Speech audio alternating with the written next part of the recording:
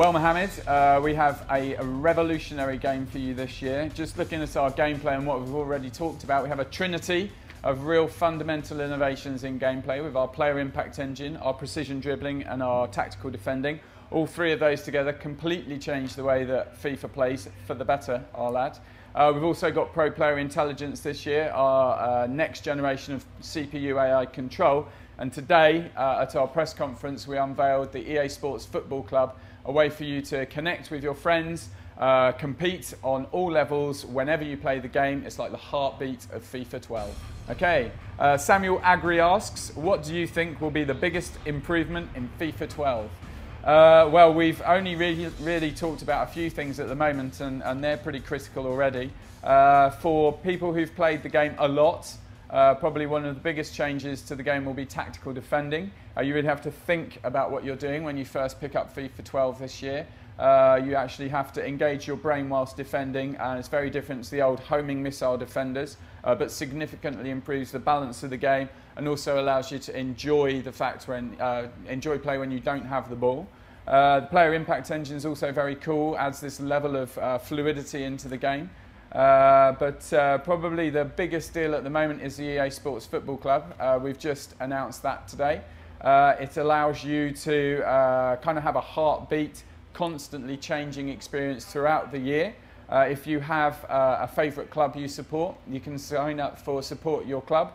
And then everything you do in FIFA not only contributes to your progress, your growth and your experience level within the game, but also you'll be contributing to the club that you support, hopefully pushing them to success in our Support Your Club league tables. David James Villetti, not sure how you pronounce that, sorry David.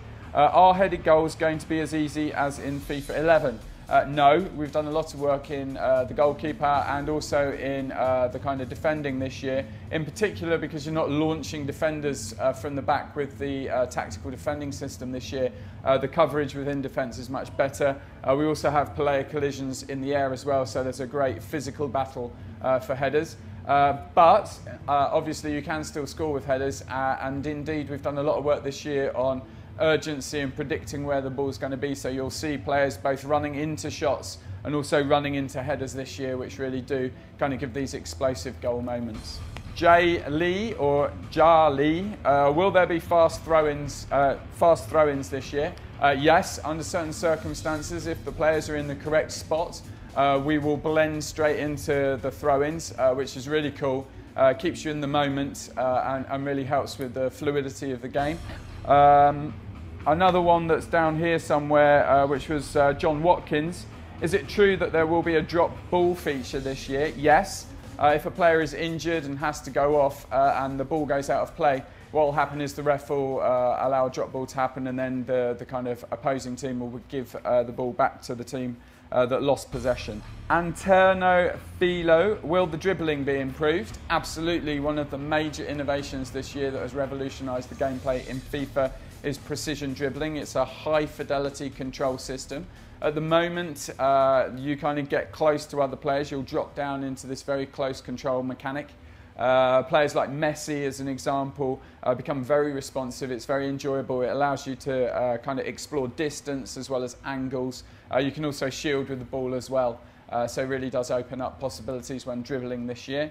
Obviously not overpowered. With the tactical defending now, the players are generally in a better defensive position.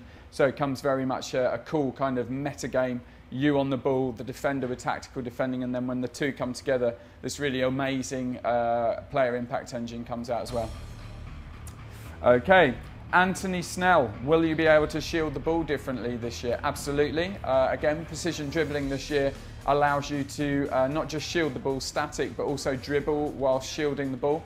Very important to hold up play, relieve some pressure on your back if a defender's pushing into you, and kind of wait for some support play to get to you. So a really important part of the game this year.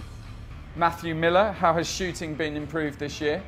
We haven't changed shooting per se, so shooting's still kind of similar to previous years, but what we have introduced this year is the ability to volley properly.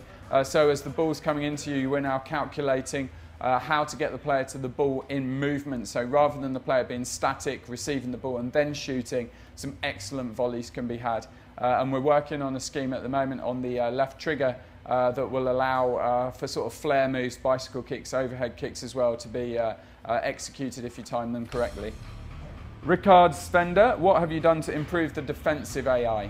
So the key change to defending this year was moving away from the old kind of abused press button, where players would be launched out of defence, and the AI actually used exactly the same scheme.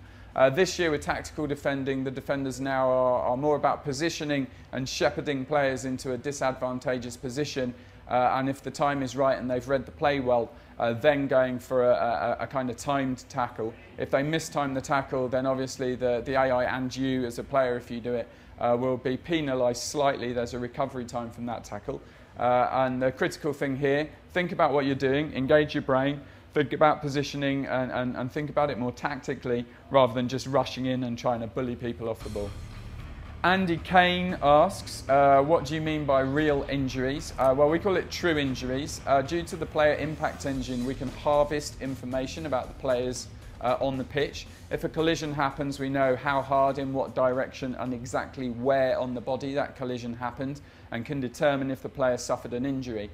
So what we mean by that is if a player has his leg kicked out from underneath him and we determine he's hurt his ankle, or say his knee, then we will know with pinpoint accuracy how bad the injury is and exactly where, and that can then be surfaced out to the game. So the commentary, presentation, and if it's happening in career mode will pick up on it, and that injury will become part of a storyline within the game. Brian Ty, is the player impact engine going to be too over the top? A good question, Brian, and I'm glad you asked. When we showcased the physics engine early in the year, when it first went in, it was somewhat over the top. I can assure you we're making sure that the physics is appropriate to the game of football. And the key thing to remember about the player impact engine is because we can determine the exact place and a kind of strength of the collision, we can not only mimic large collisions, but we can mimic very, very small ones. So if you imagine a player just gets hit, and doesn't actually go down, we can now fluidly animate that so that the player can recover and continue running. So rather than you either always falling over or always not, we have every difference in between now. Josh Craig asks, with precision dribbling, will players be able to go more through the middle of the pitch rather than just always going down the wing? Good question. We found that towards the end of this kind of cycle with FIFA 11, a lot of players were playing the ball out to the wing and just running as fast as they can, crossing the ball in and hoping for a headed goal. With FIFA 12, with precision dribbling now, we've opened up all the possibilities of attacking play on the pitch. It's very satisfying to take a great dribbler and try and beat people, particularly with tactical defending. Those guys are going to stand off perhaps a bit more and not overcommit and rush in. You can do that still if you want by just pushing towards the player and not using the tactical defending button. You can still run at them, but obviously you stand a chance of overcommitting. So very enjoyable way of playing FIFA this year. Lots of dribbling, but not overpowered.